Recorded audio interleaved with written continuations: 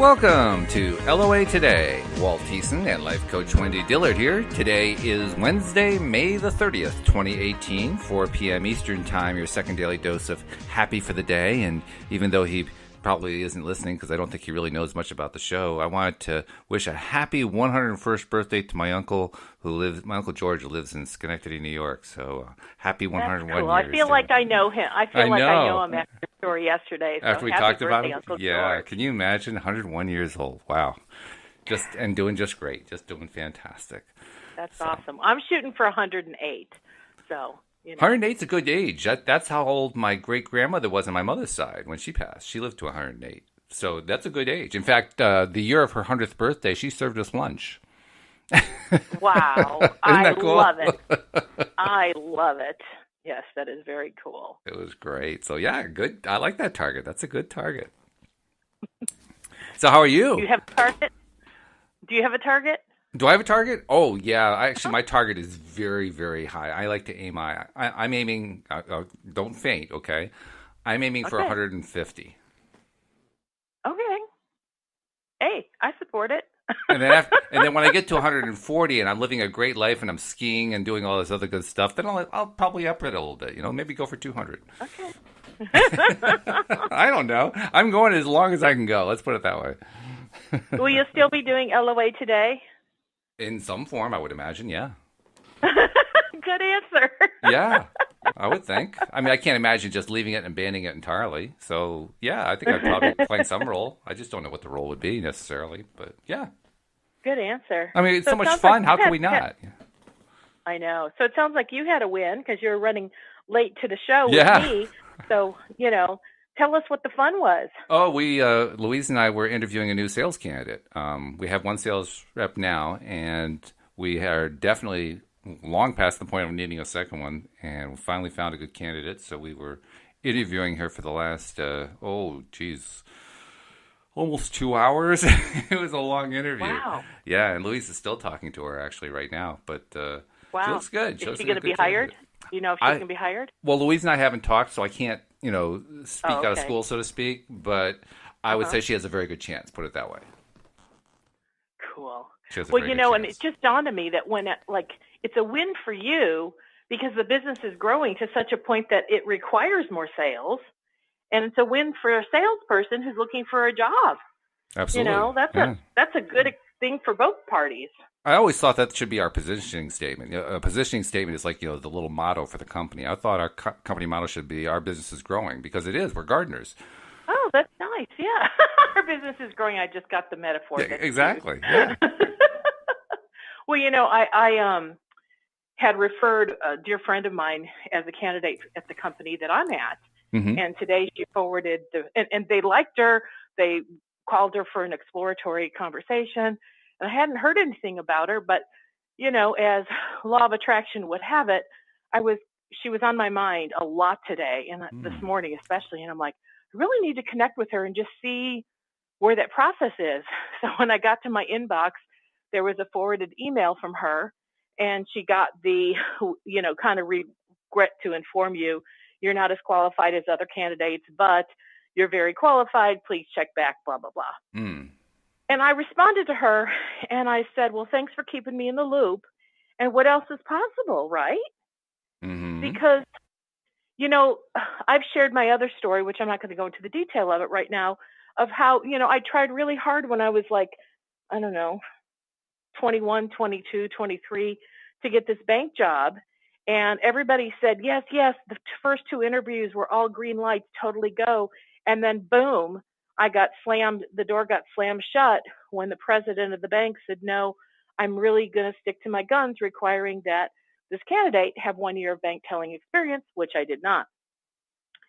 And what I knew for me at the time, of course, I was depressed out of my mind. And our topic is about how do you turn around from a place of disappointment. Right. But, that set me in a direction that ultimately provided one of the best careers I ever had. And so, with my girlfriend, she's, looking for something. She knows her life is shifting. And okay, so if this said no, what else is possible that we don't know about? There's always something more.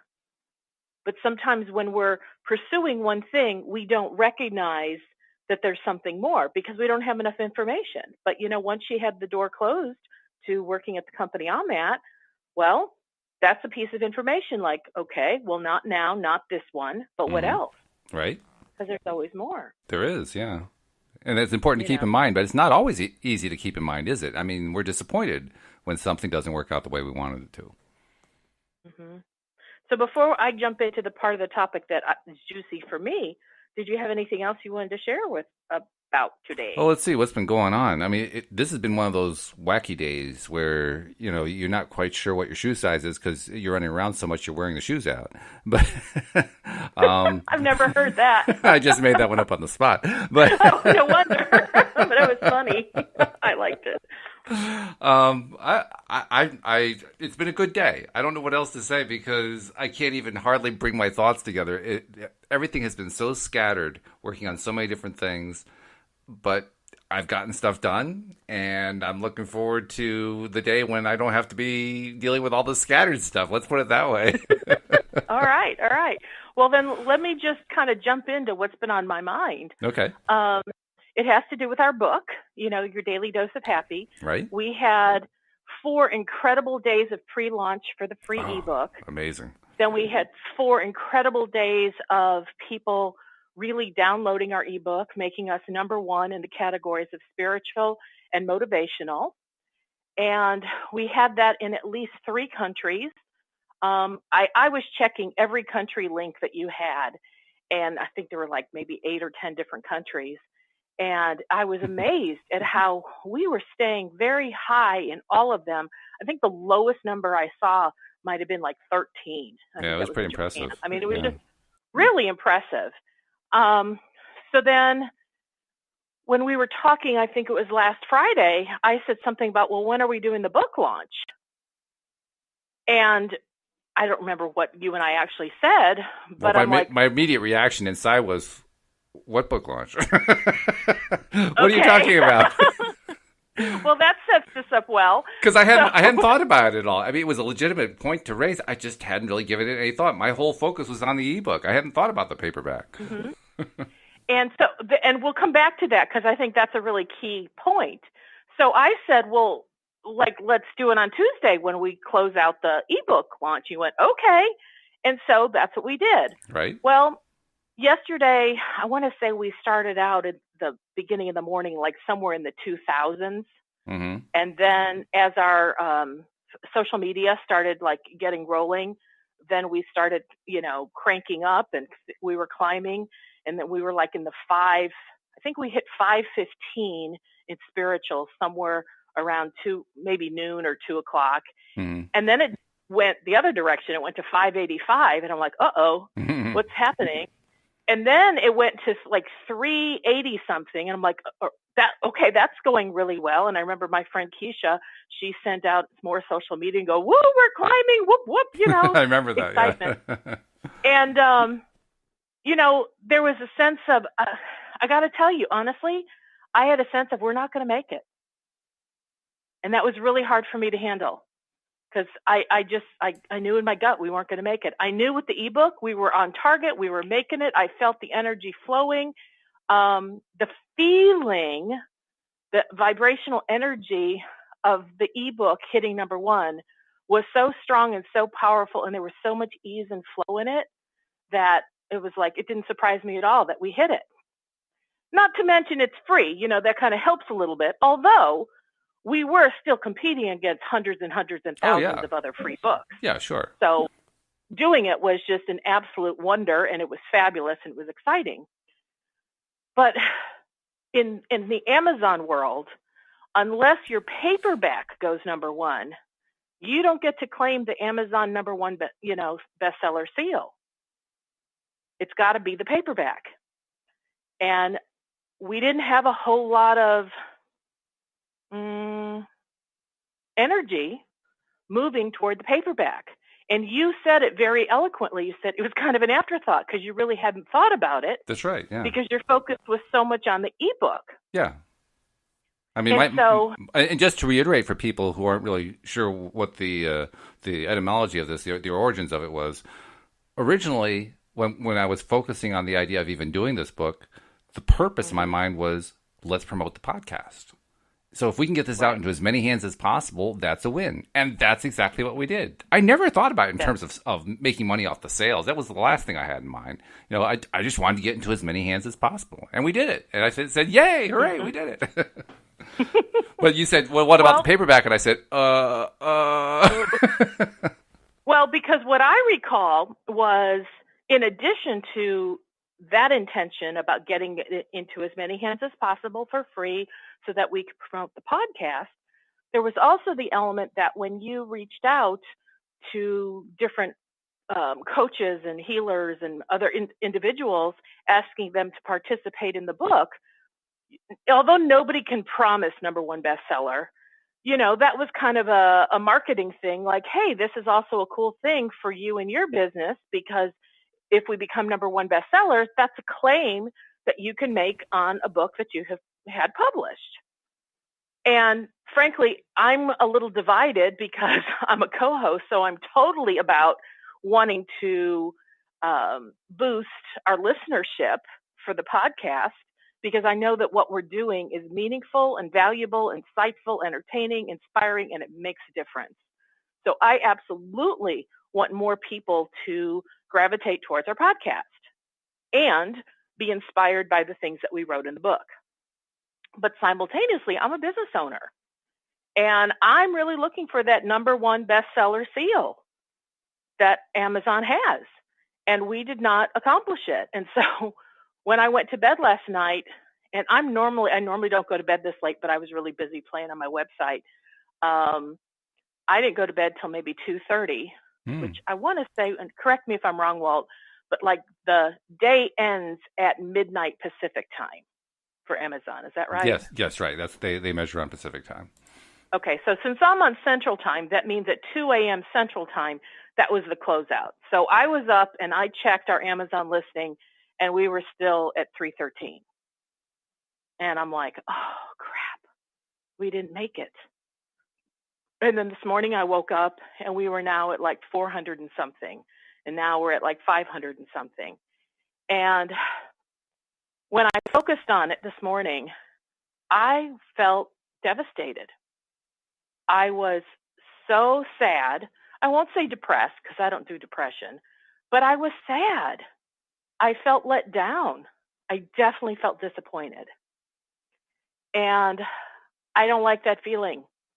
Anybody who's listened to this show has heard me say, I don't tolerate feeling uncomfortable or bad or pain for like any length of time, 15 minutes max. And I'm doing, what can I do to get out of this feeling?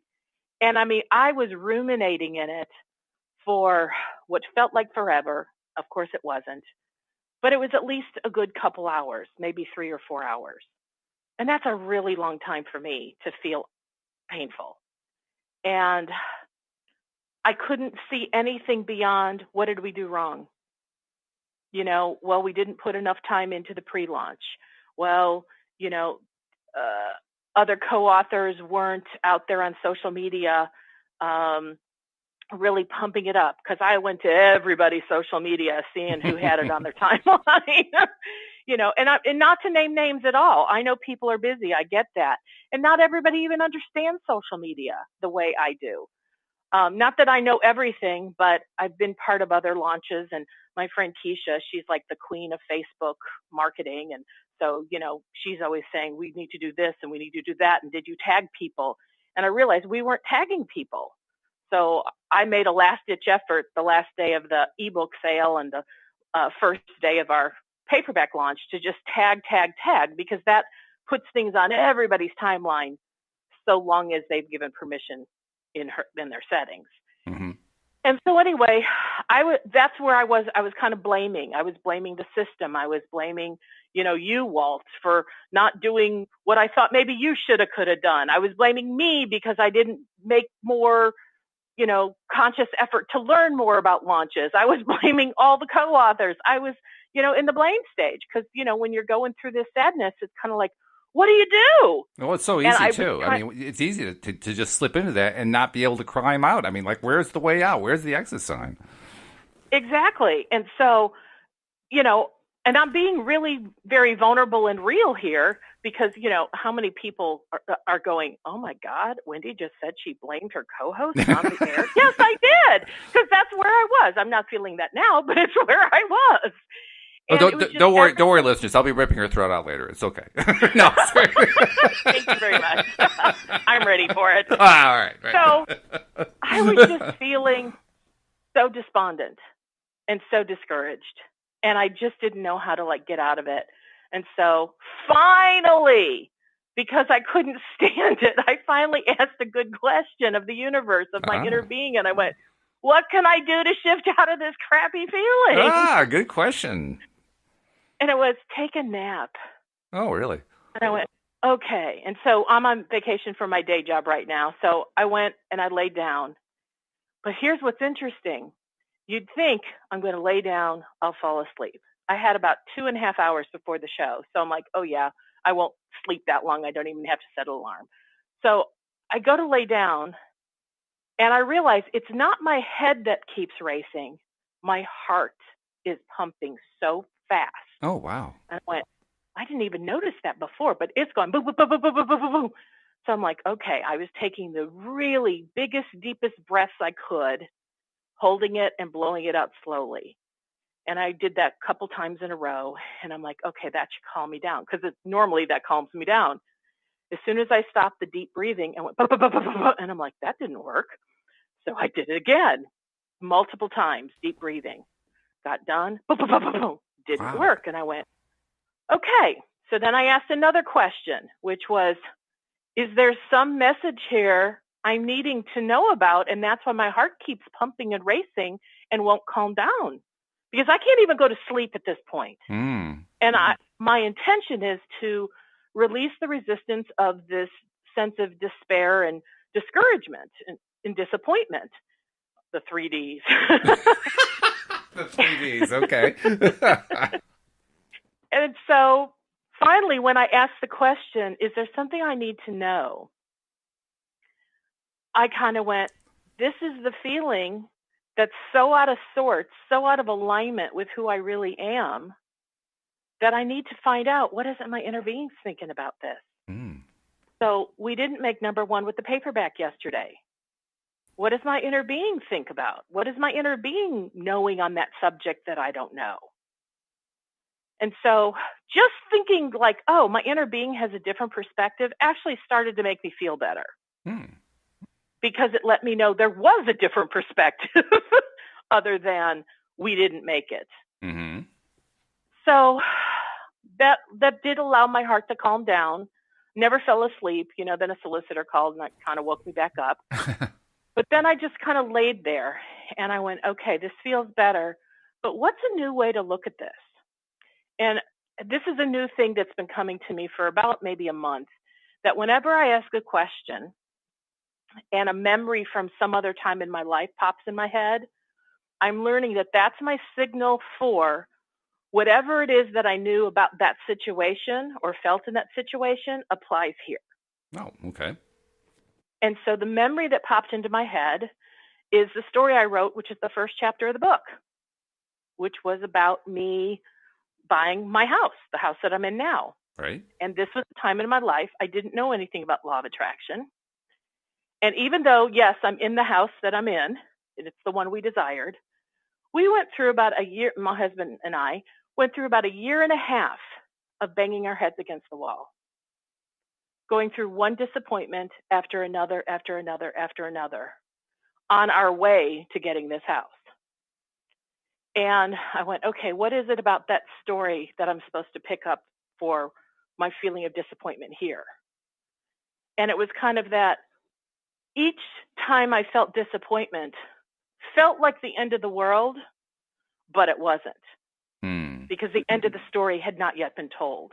True. That made me go, oh, that feels good. Like right now I have goosebumps just thinking on that. The end of the #1 best-selling book, Your Daily Dose of Happy, the end of that story has not yet been written. That's right. And so I'm like, okay, so what else is possible? And then I started recognizing and remembering in my story about my house how it was my determination and perseverance to get up every time I got knocked down and do something different. And I went, well, I can do that. That's who I am. Mm-hmm. I'm not a quitter. And then these phrases started rolling through my mind like, everything I touch turns into gold. That's what I stand for. And I want a gold seal that says Amazon #1 bestseller. Okay. So the story has not yet finished. So I went, okay, well, what other things are possible? Now, it's only fair to our listeners to say, what I'm about to say, I've not discussed with Walt. Not at all. What I'm about to say. It's kind of like... The news about what we were talking about here came about 3 minutes before the podcast, in which you told me what the title was. I said, oh, that's a good title. And then we went on the air. So that was the extent of the discussion before the show. But I have such a wonderful trust with Walt, and I think he with me, that he knows, hopefully he knows I won't embarrass him and I won't say anything that will make us look bad. But everything that I'm going to say is about a learning experience. And so the thoughts that were coming to me were, and none of what I'm going to say is totally fleshed out and like, okay, listeners, I don't want you to go, okay, this is what we're going to do. These are just thoughts that were coming to me that I'm like, well, this would be appropriate to like talk to Walt after the show. And I went, no, it'll be more fun to talk about Walt's Fresh. Mm-hmm, sure, I'll do it on the show. Yeah, that's fine. And it's like, okay, well, we had one book launch. Who's not to say we can't do it again? And come back with a different strategy, come back when we feel refreshed and ready. And I'm so pumped up about this. I'm ready to like lead the charge of how we do it. So if Walt is like, okay, I carried the ebook, I'm okay with you carrying the paperback, I'll do it. Or if Walt says, no, I really want to do it, okay, fine. But I'd like to be a part of it. Mm-hmm. So that's the part that like, hey, Walt, I'd like to be a part of it or take the charge of it. Okay. And, I was talking with my friend Keisha, who has shared with me how she has 3 #1 bestsellers on Amazon. And so, one of the things that she said is every single one of them, they did some kind of a call on Zoom, which Zoom is the platform we use for this radio show. Mm-hmm. But instead of using it for the radio show, do it so all the authors can like have a meeting where we can have a verbal and or video meeting. And we talk about how we're going to launch it going forward and what the timeline looks like and what the pre-marketing is going to look like. And one of the things that I know we started to do with this launch, with the ebook launch, but didn't totally get executed, is even though you collected people's social media like names, not everybody followed through with actually connecting with other people. Mm-hmm.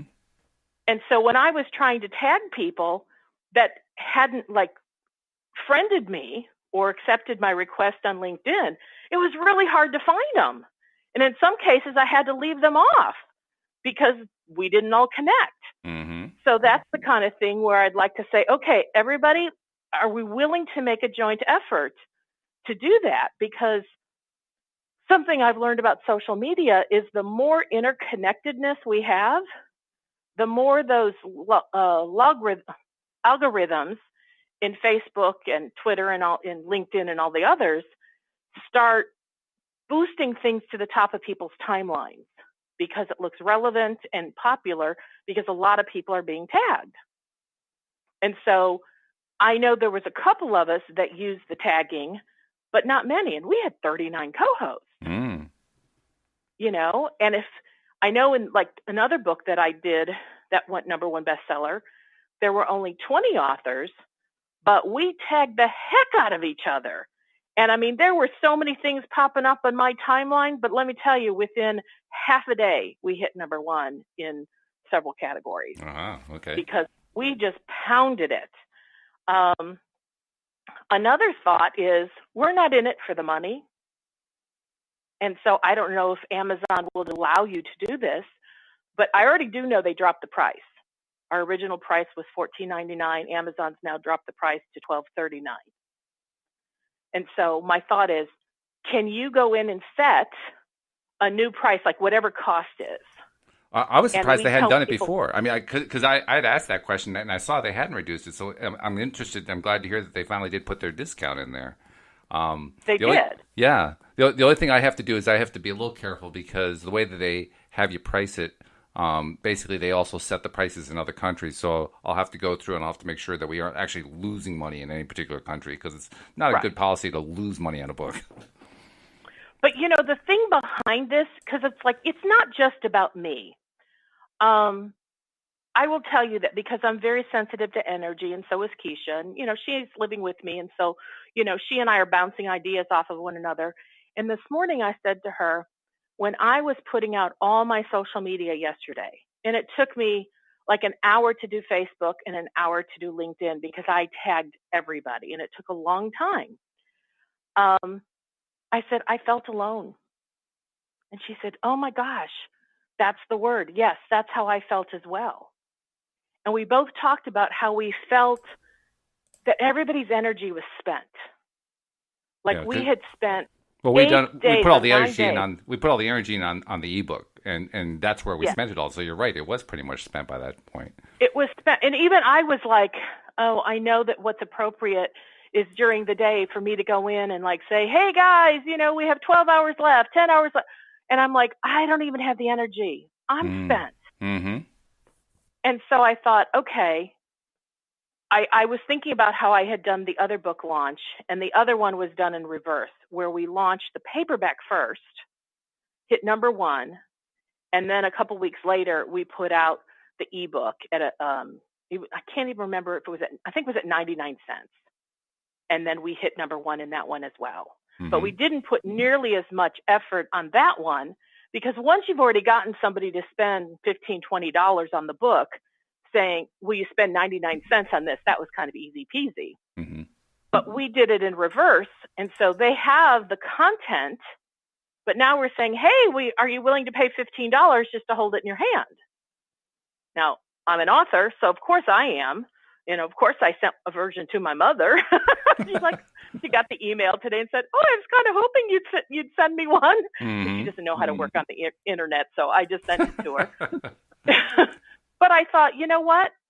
I don't know if you can ask Amazon to shut down sales so that we can kind of like wait for another day, or maybe we don't have to worry about that. I don't know.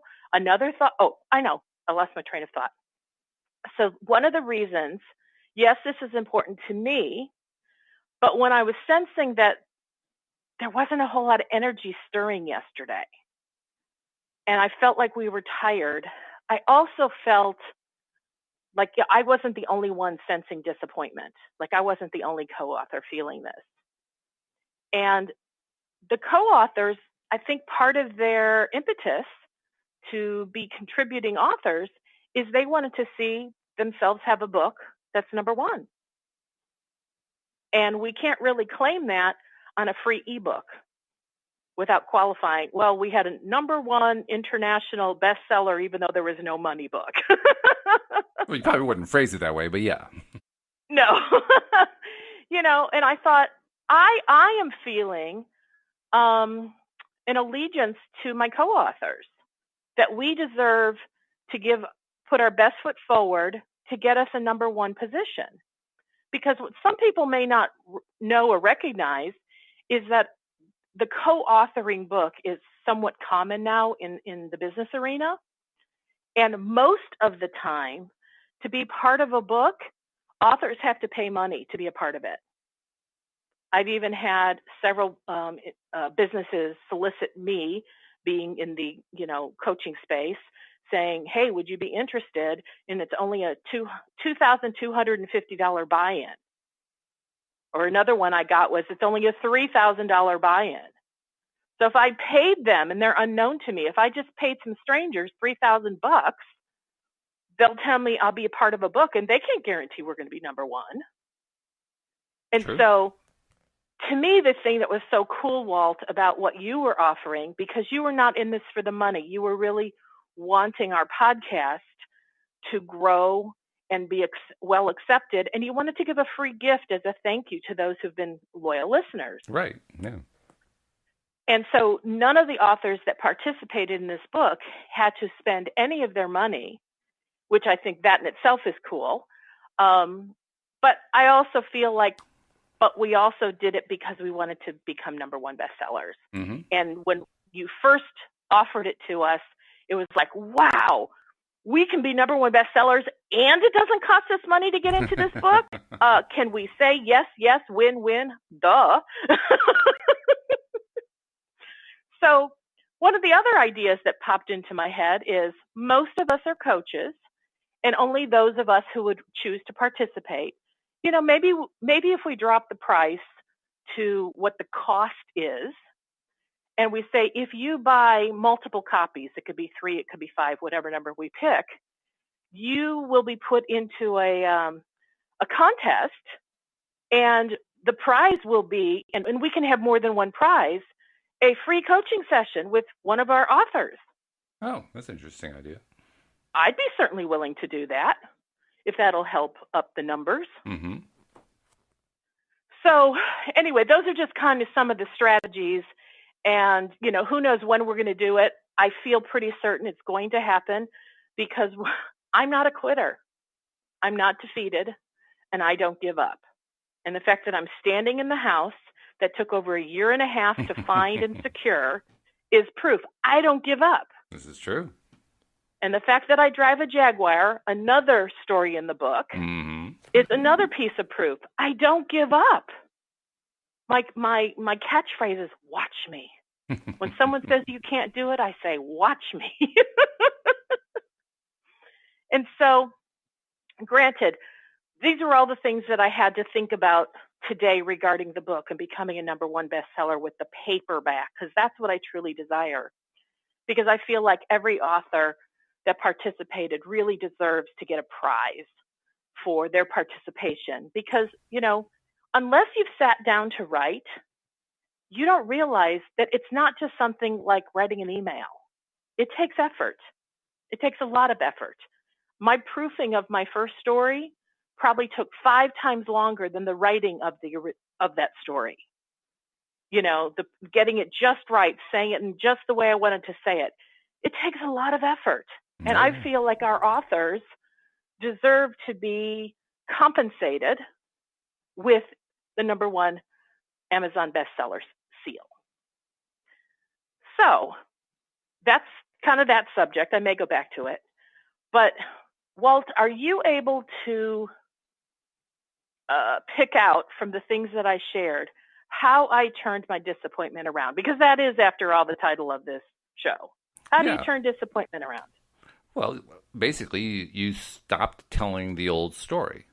The old story was, I'm so disappointed, we didn't get there, I'm not feeling good, I can hardly sleep, my heart is a flutter and it won't stop. All these terrible things are happening. And you recognized that's what was going on, and you said, okay, first I'm going to check with my inner being, get some ideas. You got some ideas from your inner being. They were good ones. And then that started the process of retelling the story in a more downstream fashion. I mean, Abraham talks a lot about the upstream, downstream thing. Upstream is where you're paddling upstream like mad against the current, and you're making a little bit of progress, and you're working really, really, really hard, not realizing that everything that you actually want is downstream. And all you really have to do is let go of the oars, the boat will turn around and start floating downstream. Mm-hmm. And it sounds so easy when you describe it that way. It's funny, it's cute, it's a nice little metaphor, but how often do we have trouble letting go of paddling upstream? You just described in your story how you basically let go of the oars to a large extent in a very short period of time and started allowing the boat to start going downstream, so that now you're open again to possibilities. You're open again to moving with the flow rather than against the flow. Mm-hmm. Well, I couldn't have said that better myself. Thank you for being such an excellent listener. Oh, well, you're Not welcome. to mention disseminator of summary. See, that's why I'm the editor of the book, right? So, and what to me, as you were talking, what kind of was highlighted for me is even though I was in a uncomfortable, painful, emotional space for many hours, it felt as though the moment I turned the corner, the other stuff was no longer even in my purview. I wasn't seeing it, wasn't thinking about it, wasn't feeling it. Disappointment was truly behind me. And the what is possible was what was in front of me. And ideas just started flowing. I feel like I just shared with you a bunch of ideas. You did. And that's just me. But what I'd really like to do is get on a Zoom platform or something where all the co-authors can come together, at least as many as are willing to be there. Mm-hmm. And let's talk amongst ourselves, because there are other co-authors that have been authors of books before and have become #1 bestsellers. What do they know that even I don't know? And I don't think I even know that much. But when we combine our knowledge together and we put our synergy together, I think that will make the biggest difference. Because when I said I felt alone, and Keisha said, I felt alone too, the next comment she made was, I feel like we don't have a cohesive energy of our 39 authors. Mm-hmm. I feel like we've dispersed, and probably because we're tired. Yeah. We're really tired, because you can only push for so long. Right. Yeah. Then you need to take a break. Yeah. And so when she said that, I went, that's what we're missing. Mm-hmm. And it's like, yes, I feel the desire to connect with my other co-authors in a way that we're really all in this together. Yeah. In fact, I can even think of a metaphor, by the way. A metaphor that describes this situation really nicely. It's almost not even a metaphor. It's more like a simile for people who know the difference, who are into that kind of thing. The book Chicken Soup for the Soul is, in a sense, what we modeled, because we were trying to create stories that had the same kind of feel, in a sense, the same kind of effect as Chicken Soup for the Soul, but we were aiming specifically at an audience of people who are interested in the law of attraction, who are already interested in it. And so it was sort of like Chicken Soup for the LOA Soul kind of an idea. Mm-hmm. Well, a lot of people don't know this, but when Jack Canfield and his co-author wrote the first Chicken Soup for the Soul, they couldn't get a publisher. Mm-hmm. They didn't have a publisher for months. And in fact, at one point, this is part of the story he tells in the movie The Secret, he was approached. Actually, I'm not sure if he told this whole story, but anyway, he was he was talking to his mentor. His mentor was one of the great success story type mentors that you could possibly have, a gentleman named W. Clement Stone. He was a multi-billionaire, and he was an author. He wrote a book called The Success System That Never Fails. He's quoted in The Secret. He was a pretty impressive individual. In fact, I even heard a talk from him just a couple years before he died. He died when he was like 99, 100 or something like that. But anyway, he was being mentored by Stone, and Stone said to him, I want you to set a goal that is so high, a monetary goal that is so high that you can't imagine how you're going to get there. Well, Jack tells how he was making about $9,000 a year at the time. This was in the early 1980s, late 70s, somewhere around there. And so he set a goal of $100,000 income in 1 year. And he had no idea how he was going to achieve that. So he makes out one of these little checks, like a check from the universe kind of thing, and makes it out to himself for $100,000. Actually, I think what he did is he took a $1 bill and he turned it into a $100,000 bill. So it looked like a $1 bill, but it said $100,000 on it. And then he taped it to his ceiling above his bed, so that every morning he'd wake up and he'd see it right there, and it would remind him of what his goal was. Well, long story short, I won't go telling his whole story because he tells it much better on The Secret. But long story short, he ended up making some contacts. And actually nothing happened for a while, but then he made some contacts, and those contacts led him to being able to not only getting the book published that he'd already written, but to earn, I think it was $92,000 that year off of the royalties of that book. And he couldn't believe it. I mean, to this day, he could hardly believe it. And his wife asked him, well, if we did that in 1 year, can you do it with $1 million? Will it work? And the next part of the story is how he tells how his publisher wrote him a check for $1 million and put a little smiley face next to his signature because it was the first $1 million royalty check that publisher had ever written. Now, bear in mind, this is a book that he couldn't get a publisher for. No one would publish it. No one thought it would sell. And when it did get published at first, nobody was buying it. And yet it became the most phenomenal #1 bestseller, not just book, but series of books of all time. So when he launched or attempted to launch his first book sale, we could say it was an epic fail. Oh, absolutely. However, it wasn't the end of the story. That's right. And that's what I'm holding on to here. Yeah. I wouldn't call ours an epic fail because the fact we hit 313 in spiritual, I'm very pleased with that. But it wasn't the complete package that I was looking for. Right. And our story is not done being told. Exactly. Yeah. It's not being done. And one of the other things that was flowing through my thoughts today, when I'd flipped the corner and was feeling better, I got the memory flash of Colonel Sanders, how he presented his recipe to like 1,000 different people that rejected his recipe until finally someone said yes. And bless his heart, he was like 65 years old. Yeah, he was up there for sure. Yeah, which is like really amazing. And so, even though I don't think any of us will literally replicate somebody else's success process exactly, what I love about having these other ideas in my brain is that it encourages me. It inspires me. I don't necessarily believe like when someone says, well, if I can do it, you can do it too. I don't subscribe to that one at all because I know way too much. Like it has to do with your thoughts, your filters, your experiences, et cetera, et cetera, et cetera. However, if I know one person has done it, I know it's possible, but now it's possible through my filters, experiences, and my internal guidance. And something else I was reminded today is when I bought this house, I didn't know the law of attraction. Right. I did everything the hard way. That's why I was using willpower and perseverance and pounding my head against the wall and like, not literally, and, getting disappointed and having my heart broken and then having to pick myself up and start all over again. And I'm reminded, I know law of attraction today. I know how to utilize it deliberately for my benefit. So it's like, the wind is at my back. Mm-hmm. It's all good. And I'm even encouraged because my inner being is the one who took me down this road of all the things that are possible today. Now, why would my inner being show me this and then yank it out from under me going, sorry, that was just a joke. That was really meant for someone else. Yeah, right. That would not be real nice.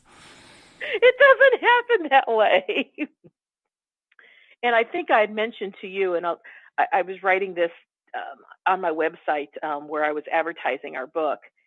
I thought it very interesting how of the 3 chapters I wrote, the first one, which is about me getting the house, is when I didn't know anything about law of attraction. The second one is about me getting my Jaguar. And at that point, I was just kind of learning how I play some kind of role in what I create, but I didn't really know too much about it. And then my third story, which is about me desiring friends that are like-minded, I was totally a deliberate creator at that point. And what I find fascinating when I compare these 3 stories is the level of ease that shifted as I knew more about how to be a deliberate creator. To me is a dramatic piece of information because getting the house, got it, hard.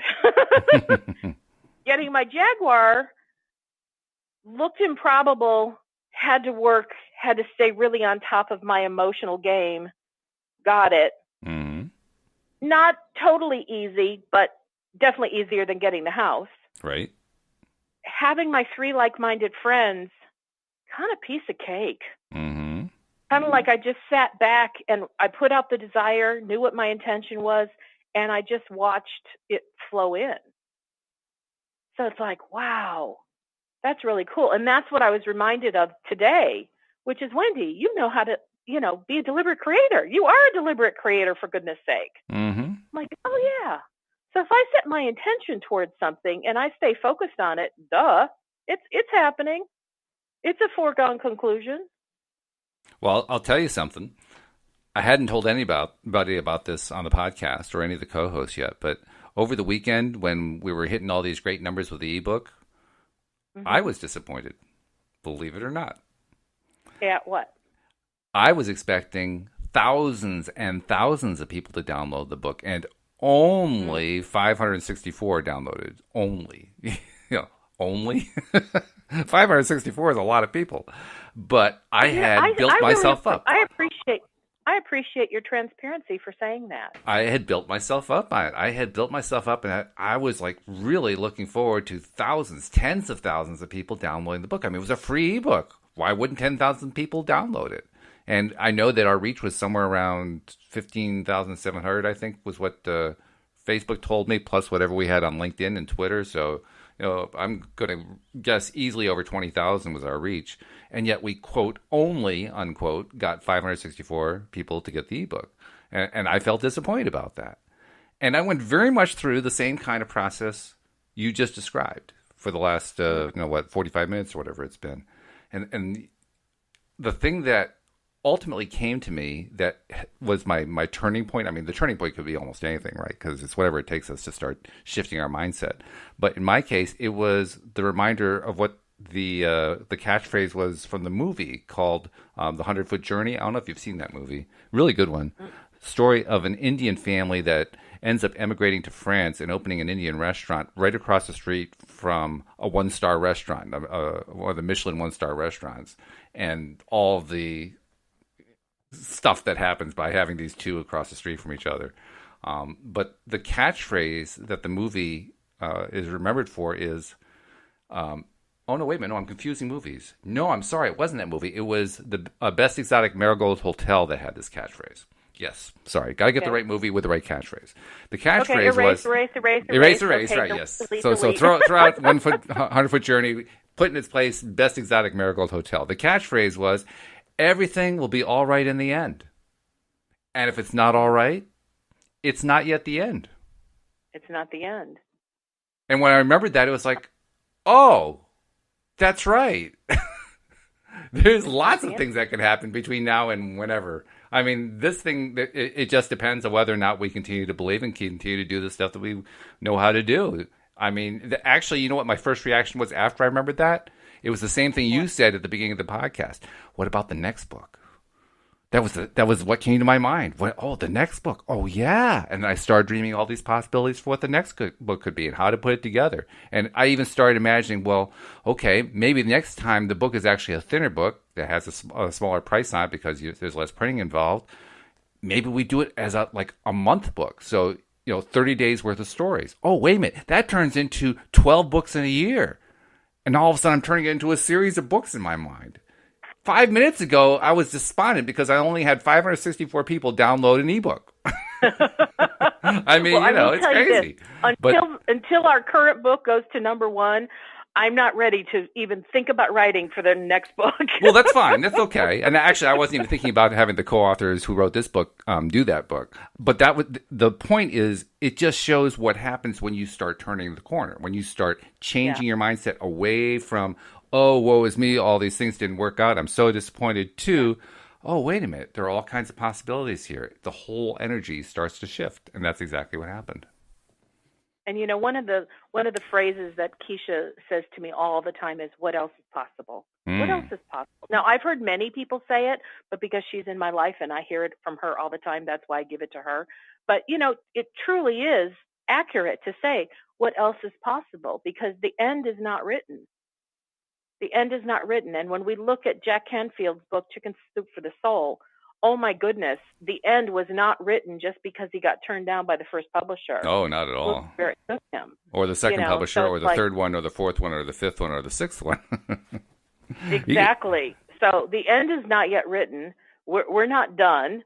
Now, do you by chance, do you have the stats on, how many paperbacks have sold?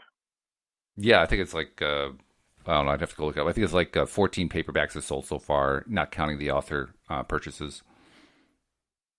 Author, meaning, people who bought, authors that bought in bulk. Yeah, because if we buy it in bulk, we can get it at actual cost, not counting Amazon, what Amazon normally collects and all that kind of stuff. So we basically Well, 3 of those 14 was me. I bought two for me and one for my mom. Okay. Well, and that's good to know that we know where we're at. And so, like, as the numbers continue to increase, like even with the ebook, you still get to see what those numbers are, right? Yep. Oh, yeah. Mm-hmm. Okay. Very cool. Very cool. Well, because I'm going to do some checking with the publisher that I published with my last book and just kind of ask her, like, what her best practices are. Mm-hmm. Like, how do you know when it's best to set the launch date? And how many books did you actually sell for us to get to number one? Mm-hmm. Because right before you and I jumped on this call, I went to the internet and I just kind of was looking up how do you become a number one bestseller. Well, they're talking about the articles that I saw are talking about, you know, how you become a number one bestseller, as in like for all of Amazon. Which is different than what we were doing. And I don't even care about being the number one bestseller for all of Amazon. I just want it in the categories that to me are my heart, which is motivational or spiritual, you know? So I can't remember the number. I think we might've been like 500 bestseller of all the books or all the ebooks, but number one in spiritual or motivational. Mm-hmm. But I couldn't find anything online that said how to rank that in a specific category. Because honestly, we need a whole lot less in a specific category. Right. And so there was something on I have an Amazon dashboard, and I was looking at it in terms of the last book that I was participated in, and it showed 51. And I'm like, did we only sell 51 and we became number one? I'm not quite sure what that 51 stood for, but I don't think it takes a whole lot. No, it doesn't. I don't think. Yeah. And, you know, I even had a thought, if it doesn't take a whole lot, at the end of the day, if we're not totally, like on the day we choose to launch, I'll buy them up. If I have to buy 50 books. I'll be giving away as gifts for quite a long time. That's funny, though. That is funny. Okay, so here's late breaking news. This is very funny. Keisha's never done this before, but she just popped into the room that I do the podcast, and she handed me a piece of paper.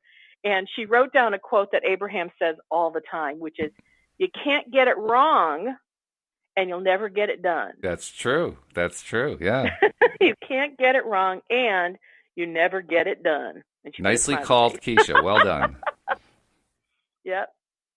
So we can't get it wrong, and because we never get it done, which is really kind of the same thing as saying that the end of the story has not yet been written. It hasn't been written. No. So and ultimately, the way I look at it is this is really an ongoing process.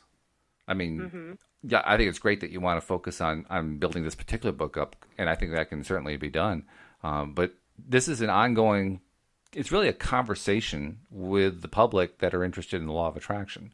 And we're just simply trying to get more and more people to participate in the conversation, whether that is listening to the podcast, whether it's reading the book, whether it's contributing to future books, whether it's participating in helping to relaunch a book, whatever it is. I mean, they're all aspects of being part of that conversation.